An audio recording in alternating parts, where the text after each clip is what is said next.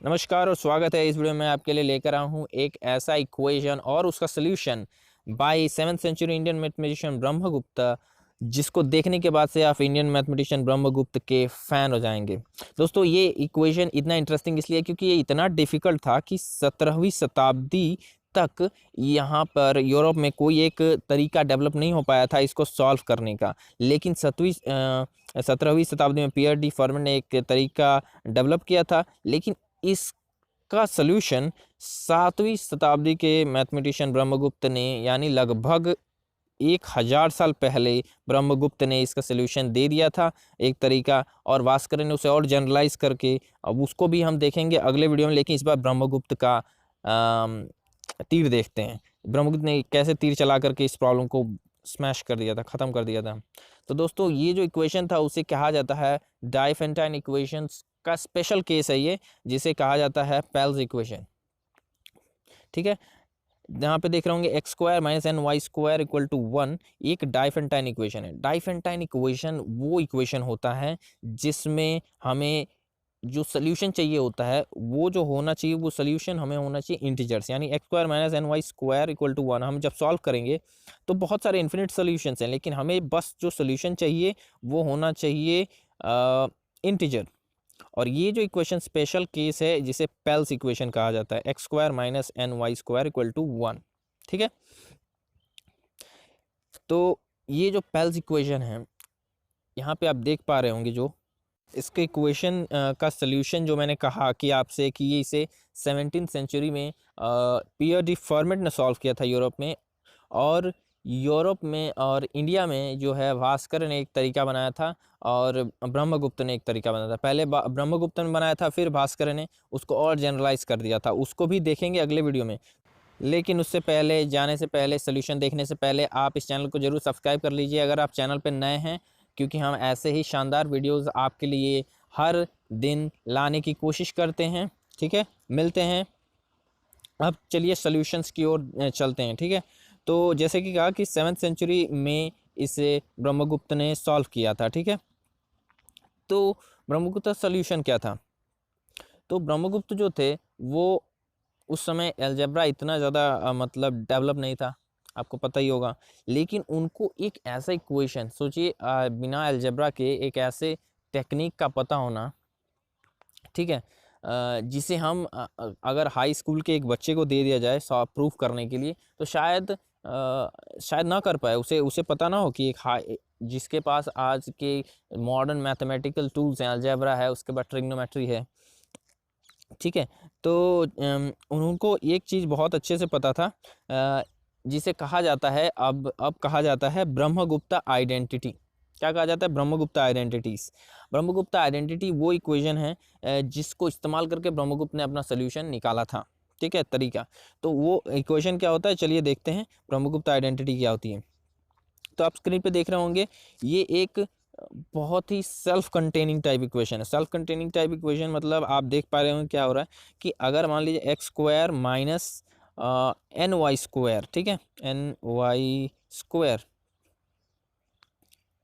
X one square minus N Y square, और X two square minus N Y two square, ठीक है, N Y two square equal to, अगर इसको इसका दूसरा फॉर्म लिखने का मतलब ये जो इक्वेशन है वो इक्वल टू होता है x one plus x one into x two plus n Y two n y one, ठीक है, and into x one square, this square, इसको टोटल स्क्वायर कर देंगे, और फिर हम प्ले करते हैं n y y one, x one y one plus x two y two, x two y one. ठीक है, तो ये हो गया आपका ब्रह्मगुप्ता आइडेंटिटी। ब्रह्मगुप्ता आइडेंटिटी ये था, ब्रह्मगुप्ता आइडेंटिटी आपका। तो ये ब्रह्मगुप्ता को किसी तरह से पता चल गया था या उन्होंने ये डिवाइस कर लिया था और इसे अपने बुक्स में लिखा भी है कि ये उनको पता था। ठीक है, तो ये इक्वेशन आप प्रूव कर पा रहे होंगे। अगर कोशिश कीजिए प्रूव करने के, लेफ्ट हैंड साइड को एक्सपांड करेंगे, राइट हैंड साइड को एक्सपांड करेंगे तो दोनों इक्वल आ जाएंगे और hence it is true statement. अब क्या करते हैं ब्रह्मगुप्त, क्या करते हैं, इस इक्वेशन का इस्तेमाल करके आप जैसे देख पा रहे हो कि ये Pell's equation x square minus N Y square equal to 1 होता है। तो वो क्या करते हैं कि इस टर्म को देखते हैं ध्यान से और फिर इससे सोल्यूशन निकालते हैं। कैसे निकालते हैं, इसको यूज़ करके बहुत ही क्लेवर तरीका उन्होंने अपनाया था इसको सॉल्व करने का।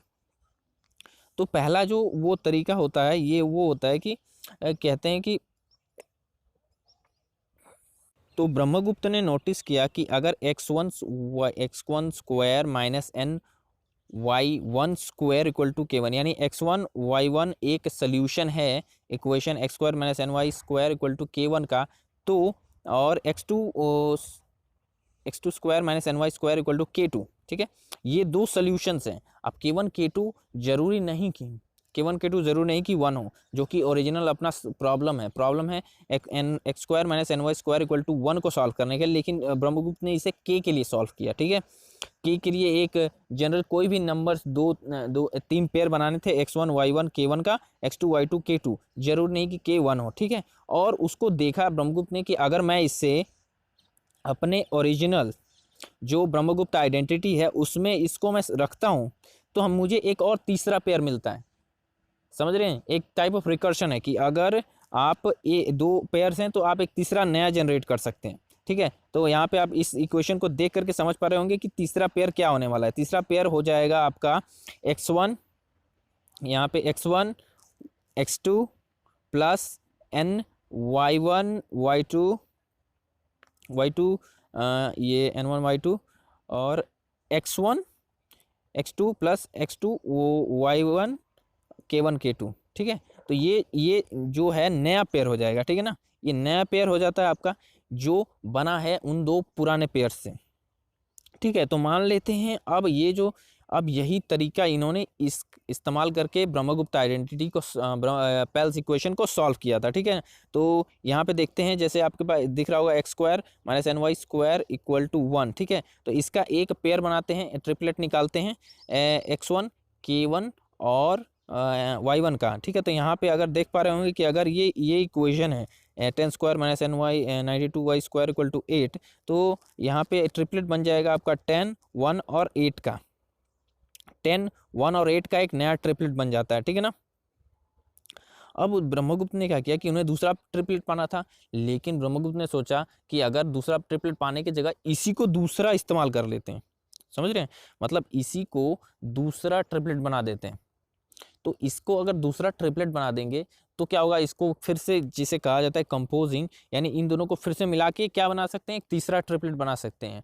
और ये प्रोसीजर तब तक चलाना है जब तक आपका k1 ना आ जाए और x1 y1 और जो नया x1 ट्रिपलेट में जो है ट्रिपलेट में ये x भी इंटीजर ना हो, y भी इंटीजर ना हो और k1 ना हो जाए। ठीक है, ये तरीका चलाते जाना है।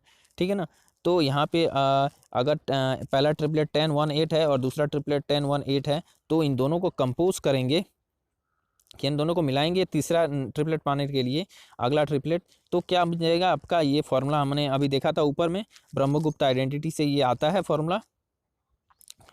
अब इसमें हम अपना वैल्यू रखते हैं तो हमारा वैल्यू जो आ जाएगा 10 into 10 plus 92 plus 8 into 1 into 1। और इस तरह से हम पूरा अगर इसको सॉल्व करेंगे तो देखेंगे कि हमारा जो नया ट्रिपलेट आता है वो क्या होता है। तो वो हो जाता है आपका 92 20 और 64। यहाँ पे देख पा रहे होंगे इस फॉर्मूले में अगर रखेंगे उन दोनों ट्रिपलेट्स का तो आपका नया ट्रिपलेट हो जाता है 92 20 और 64। ये देख रहे होंगे 64 बहुत ज़्यादा दूर है 1 से। आपको अगर आपको ट्रिपलेट चाहिए x y और 1 का तो 64 बहुत ज़्यादा दूर है। तो उन्होंने क्या किया, तरीका बनाया कि अगर हम x को स्क्वायर रूट ऑफ के जो है उससे डिवाइड करते हैं तो कोई इक्वेशन में फ़र्क नहीं आता। ये आप देख पा रहे होंगे, मतलब इक्वेशन में जो ब्रह्मगुप्त आइडेंटिटी है उस पर भी आपको ये फैक्ट दिख रहा होगा कि अगर मैं इसे डिवाइड कर देता हूँ ठीक है ना। अगर ए स्क्वायर है, के की जगह ए स्क्वायर है, तो मैं एक्स को ए से डिवाइड कर सकता हूँ और बी वाई को भी ए से डिवाइड कर दूंगा, और के जो है उसको मैं ए स्क्वायर से डिवाइड करके उसको 1 बना सकता हूँ। उन्होंने ये भी फैक्ट नोटिस किया, यानी आप देख रहे होंगे एक्स स्क्वायर जो है वो स्क्वायर में चल रहा है तो स्क्वायर रूट से डिवाइड होना चाहिए, और वाई जो है वाई स्क्वायर से चल रहा है तो स्क्वायर्ड है, तो उसको हम y को अगर डिवाइड करना है तो हमें 8 से डिवाइड करना होगा। तो इस तरह से उन्होंने क्या किया कि अब 64 को जो है 1 बनाने का तरीका उनको मिल गया। क्या कि उसको डिवाइड कर दो पूरा एक्स वाई, और उस पूरे ट्रिपलेट को डिवाइड कर दो स्क्वायर रूट से, और k को डिवाइड कर दो उस नंबर से जो वो है। ठीक है, तो अब डिवाइड करने के बाद से आता है उनके पास 24, 2.5 और 1। 24, 2.5 और 1 आता है, ठीक है ना। अब उन्होंने क्या किया कि इसको फिर से इसी के साथ कंपोज कर दो, ये नया ट्रिपलेट जो है उसको अपने साथ ही इसको कंपोज कर दो, इसको एक अपने ऊपर ही फिर से वही फॉर्मूला लगाओ ब्रह्मगुप्त आइडेंटिटी वाला, और एक नया ट्रिपलेट जनरेट करो। लेकिन हमारा यहाँ पे ये भी सोल्यूशन हो सकता था, ये जो 24, 2.5 इक्वल टू और 1 आया है, ये जो ट्रिपलेट आया है ये भी सोल्यूशन हो सकता था, लेकिन ये देख पा रहे होंगे दोस्तों 2.5 इंटीजर नहीं है। तो एक तरीका किसी तरह से करना होगा, हमें कोई एक तरीका डेवलप करना होगा जिससे ये कि जब तक ये ना आ जाए 1 या के 1 ना हो जाए और एक्स और वाई इंटीजर ना हो जाए, तब तक इस तरीके को चलाते जाना है, नया नया ट्रिपलेट बनाते जाना है, और तब तक जब तक कि आपका सोल्यूशन एकदम इंटीजरल ना हो, ठीक है ना, इंटीजर्स ना हो। और ये यहाँ पे देख पा रहे होंगे फिर से वो फॉर्मूला अप्लाई करते हैं नया वाला, नया ट्रिपलेट पाने का।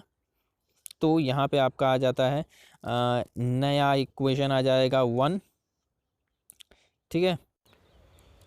तो आपका सोल्यूशन आ जाता है 1151, 120 और ये हो जाएगा 1, ठीक है। तो 151, 121 और ये। अब दोस्तों इसको एक बार और करके एक नया सोल्यूशन लिया जा सकता है, इस नंबर को दोबारा फिर से ले करके as a x1 y1 k1 और x2 y2 k2 फिर से दोबारा एक नया सोल्यूशन लिया जा सकता है, और वो दूसरा सोल्यूशन होगा उस इक्वेशन का x² - 92y² = 1, ठीक है। तो ये हमारा सोल्यूशन, यहाँ पे हम खुश हैं क्योंकि 1, 1, 5, 1, 120 और 1 तीनों ही इंटीजर्स हैं, और के हमें 1 चाहिए था, के यहाँ पे 1 हो गया है और एक्स और वाई इंटीजर हो गए हैं, कोई फ्रैक्शन नहीं, ठीक है। तो ये इक्वेशन आ जाता है, ये सोल्यूशन हो जाता है हमारे पेल्स इक्वेशन का, जहाँ पे n 92 था, ठीक है ना। ये आपका सोल्यूशन हो गया, ठीक है। इसका एक क्या बोलते हैं कि इसमें एक खामी इस तरीके में, जो भास्कर उन्हीं के साथ के उन्हीं के समय के समकालीन मैथमेटिशियन थे जिन्होंने उस प्रॉब्लम को भी सॉल्व किया था। वो प्रॉब्लम ये था दोस्तों कि अगर हम जैसे देख पा रहे होंगे 111151 स्क्वायर - 92 12 स्क्वायर = 1 तो हो जाता है, ठीक है ना। लेकिन जब हम प्रॉब्लम को सॉल्व कर रहे थे, तो ये प्रॉब्लम जो था उसमें एक गड़बड़ी आ जाती थी। क्या गड़बड़ी होती थी कि